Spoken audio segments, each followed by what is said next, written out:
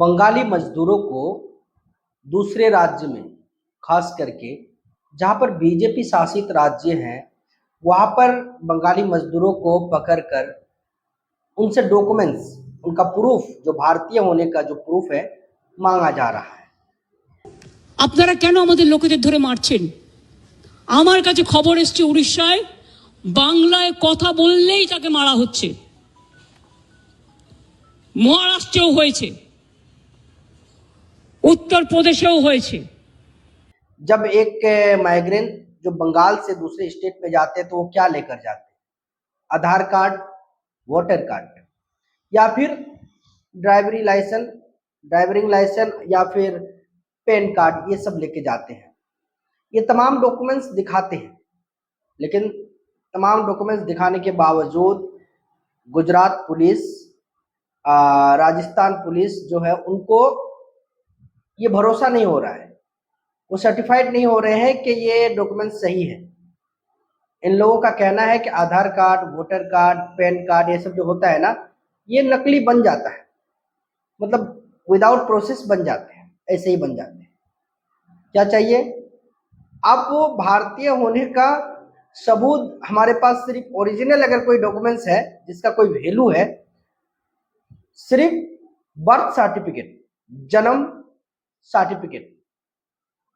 अब बताइए, हमारे जैसे जो 20 साल, 25 साल, 30 साल, 35 साल उम्र के लोग या 40 साल, 50 साल के लोग जो 70-80 के दशक में पैदा हुआ है, 80-90 के दशक में पैदा हुआ है, उस वक्त ऑनलाइन बर्थ सर्टिफिकेट का कोई प्रचलन नहीं था, ऑनलाइन बर्थ सर्टिफिकेट बनता ही नहीं था। तो वो व्यक्ति ऑनलाइन बर्थ सर्टिफिकेट कहाँ से बनाएंगे? भाई, एक व्यक्ति के पास आधार कार्ड है, वोटर आईडी कार्ड है, पैन कार्ड है, ड्राइविंग लाइसेंस है। अब इन तमाम चीज रहने के बावजूद पुलिस उसे डिटेन कर लेते हैं, हेरेसमेंट करते हैं। हेरेसमेंट ही नहीं, उन्हें बांग्लादेशी, रोहिंग्या, पर न जाने क्या क्या बोल रहे हैं। इसी की वजह से पश्चिम बंगाल के सीएम ममता बनर्जी खुद जो है सक्रिय हो चुके हैं, खुद सामने आकर कह रहे हैं कि मेरे बंगाली मजदूरों को सिर्फ बांग्ला भाषा बोलने की वजह से उड़ीसा में बंगाली मजदूरों को मारपीट कर रहे हैं।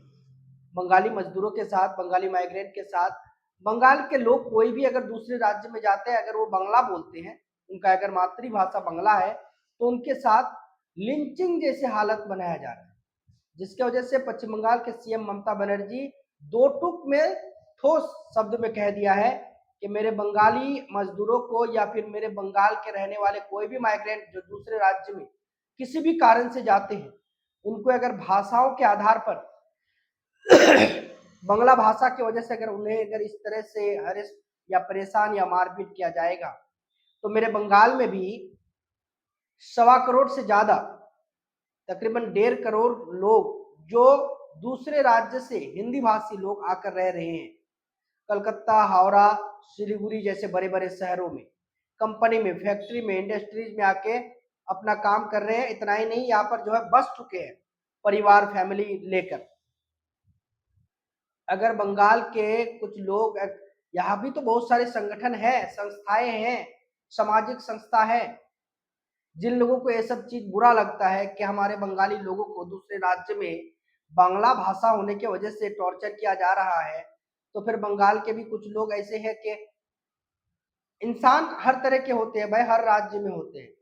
कहीं पर किसी हिंदी वाले को पीट देंगे, या फिर कहीं पर दूसरे राज्य के लोगों के ऊपर जुल्म करना शुरू कर देंगे, तो फिर यही सेंट्रल मीडिया क्या कहेगा? देखो, बंगाल में जो है बाहरी लोगों को, दूसरे राज्य के लोगों के ऊपर जुल्म कर रहे हैं।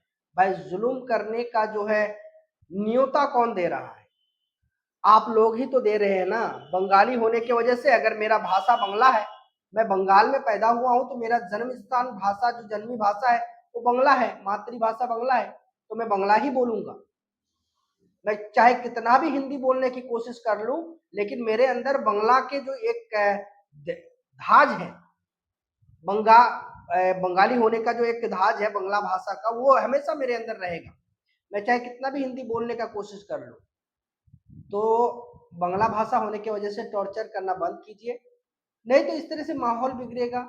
यहाँ के लोग, यहाँ के नौजवान कितनों को संभालेंगे हम लोग, एडमिनिस्ट्रेटिव कितने को संभालेगा, पुलिस कितनों को संभालेगा। जब पुलिस, आम जनता जब वायलेंट हो जाते हैं ना, तो पुलिस के लिए नामुमकिन हो जाते हैं फिर संभाल पाना, ये आप लोगों को भी पता है।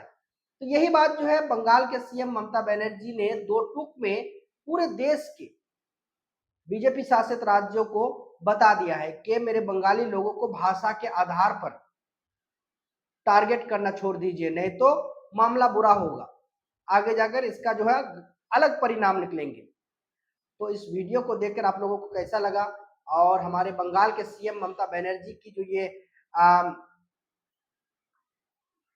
कदम है कितना अच्छा लगा आप लोगों को, ये कमेंट बॉक्स में अपना जाहिर जरूर रखें और अपने राय जरूर रखें।